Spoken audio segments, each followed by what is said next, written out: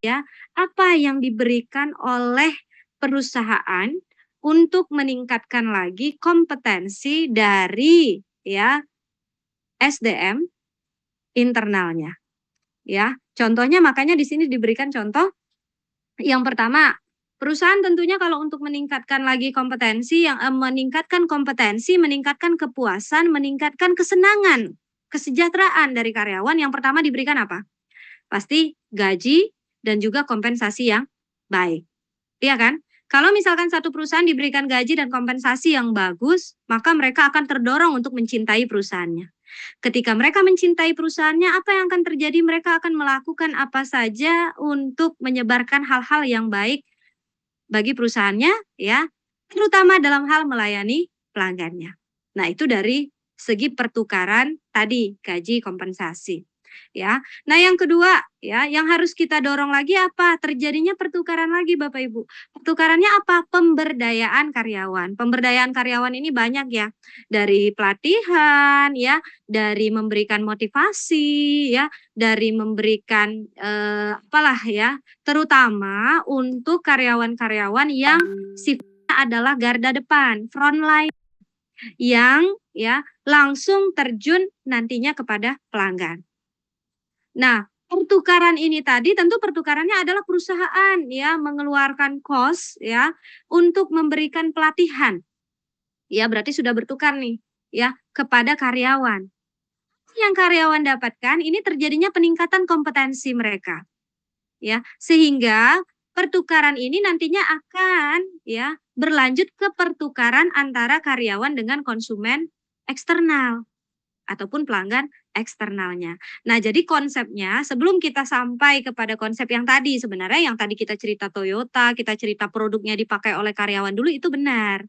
Ya nggak salah, karena memang karyawan ini adalah internal marketing. Tetapi sebelum sampai ke sana, internal marketingnya konsepnya adalah di sebuah pemberdayaan ataupun pertukaran ya yang dilakukan oleh perusahaan untuk meningkatkan kompetensi dari sumber daya manusianya, sehingga ketika kompetensi dari sumber daya manusianya bagus maka dia dapat melakukan penjualan baik ya. Apalagi sekarang Bapak Ibu lihat kan kadang-kadang ya orang lebih bisa lebih percaya bukan sama perusahaannya, tetapi sama individunya, benar nggak?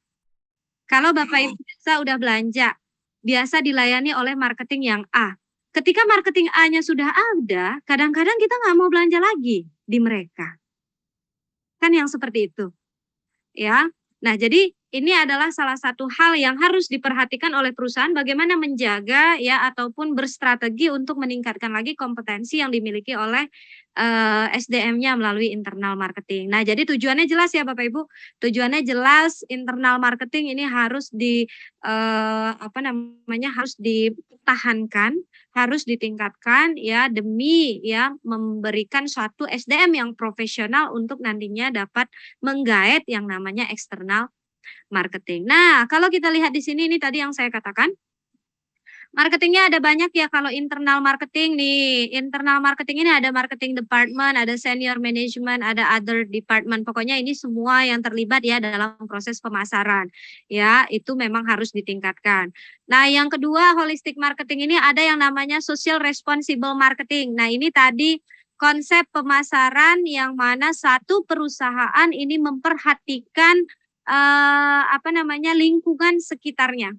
Ya, contohnya adalah budaya, lingkungan, ya, hukum dan juga masyarakatnya. Dan marketing ini juga ada yang namanya integrated marketing. Ya, ini adalah business to business, B2B-nya. Ya, nanti channelnya seperti apa ya, ataupun B2C-nya, produk ataupun service yang dijualnya seperti apa ya. Nah, yang terakhir adalah marketing ini yang B2B-nya ya. Yang ini adalah relationship marketing ya, B2B dan juga B2C juga, yang mana di sini ada partnernya, ya, ada channel-channelnya mereka. Jadi marketing itu kalau kita bicara marketing konsepnya luas Bapak Ibu, ada internal, habis itu ada bagaimana marketing kita yang terintegrasi. Terintegrasi ini dengan supplier kita, ya, pemasok ya, habis itu dengan pihak ketiga, kalau misalnya kita melakukan penjualan online melalui lapak, marketplace misalnya, marketplace itu juga menjadi satu integrasi marketing dengan perusahaan kita. Nah, ini juga relationship marketing ini bagaimana membangun hubungannya. Nah, jadi ini adalah dimensi-dimensi dari holistic marketing. Kalau ini sih bisa dibaca sendiri ya, ini terkait dengan Domino's Pizza ya, yang sudah menggunakan, teknologi katanya ya. Jadi Domino's ini ketika menggunakan teknologi itu mereka kaget Bapak Ibu. Ya, ternyata teknologi ini berkembang sangat, luar biasa pada masa itu gitu. Padahal kan mereka waktu itu kan mikirnya, belum ada ataupun belum belum merambah gitu ke dunia marketing ya. Tetapi pada saat karyawannya melakukan kesalahan ya, karyawannya ini ada membuat satu video. Video itu adalah video mereka, main-main ya pada saat membuat pizza dan video itu beredar dan di situ Domino's ini sangat terkejut, kaget gitu kan, dan mereka langsung Domino's ini langsung diklaim oleh para konsumennya, ya. Dianggap Domino's ini, mengapa gitu kan sampai pegawainya itu berlaku demikian gitu, main-main dengan makanan sehingga makanannya tidak higienis lagi gitu ya.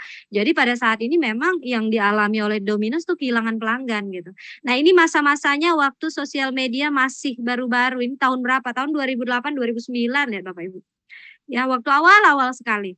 Ya kita sama sekali nggak tahu, tentang, apa namanya, media sosial, mungkin waktu itu YouTube atau Google atau apa gitu kan. Nah makanya Domino's ini juga kaget tiba-tiba, kejadiannya seperti itu gitu. Nah ini hanya cerita saja dari bukunya Kotler juga, ini boleh dibaca. Oke, nah yang terakhir ya, jadi, apakah marketing itu menciptakan atau memuaskan kebutuhan? Nah, jadi ini sebenarnya udah terjawab ya. Jadi kalau dibilang marketing itu menciptakan atau memuaskan satu kebutuhan, benar. Karena kalau kita lihat dari konsep marketing tadi yang paling atas apa? Yang paling atas adalah kebutuhan, keinginan, dan juga yang namanya permintaan. Jadi ya tujuan marketing ini benar ya, marketing ini adalah harus memberikan yang namanya kepuasan. Karena kepuasan itu hasilnya dari ketika kita butuh ya, kita mengekspektasikan satu satu produk tertentu, oh produknya nanti harusnya seperti ini gitu. Nah tapi ketika saya beli benar nggak ekspektasi saya tadi? Produknya betul tidak sesuai dengan yang saya harapkan. Nah itu namanya kepuasan. Oke, itu saja Bapak Ibu kalau untuk, defining marketing. Jadi ini masih konsep awal dari marketing. Kita masih menjelajahi pemasaran secara umum ya, definisi-definisi dari pemasaran gitu. Ya, dan tadi konsep-konsep pemasaran itu apa. Jadi nanti, selanjutnya baru kita masuk ke yang lebih spesifik lagi terkait dengan strategi-strategi pasar itu harus seperti apa. Oke, ada yang mau didiskusikan dari